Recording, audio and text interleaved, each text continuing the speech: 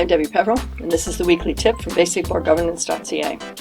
Today I'm talking about your board, and when they vote, do they always agree? So, in a board meeting, motions are put forward, they are brought to a vote, and the board votes on whether they agree with the motion or not. In cases where the board is always unanimous, they always either agree to do it or they all agree not to do it. I always thought before that the reason for that was that some of the board members were intimidated by the other board members. So they voted with the majority because they wanted to avoid conflict. I think it's unlikely that if you have a board of 10 people that they're all going to agree on everything all the time.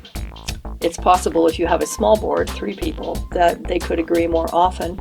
But when I read board minutes, which I do as an auditor all the time, I see over and over again that the board decisions were unanimous. So what does that mean?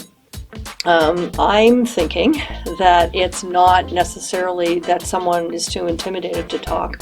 It's possible that some of the board members don't care all that much about what the answer is to the question, because it doesn't seem likely that everybody would agree all the time unless somebody's not thinking deeply about it.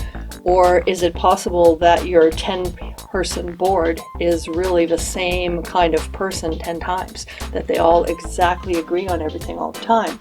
In which case, I would say that the board would need to see a little more diversity so that there is different opinions being brought forward.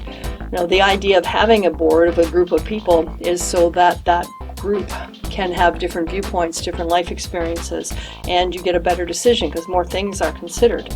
So if there are some people on the board who are either intimidated and don't speak freely, or they don't really care about the decision, then you're not really fulfilling the function of that board. So what I would suggest is that you take a look at your last few minutes of your board meetings and see how many decisions were unanimous.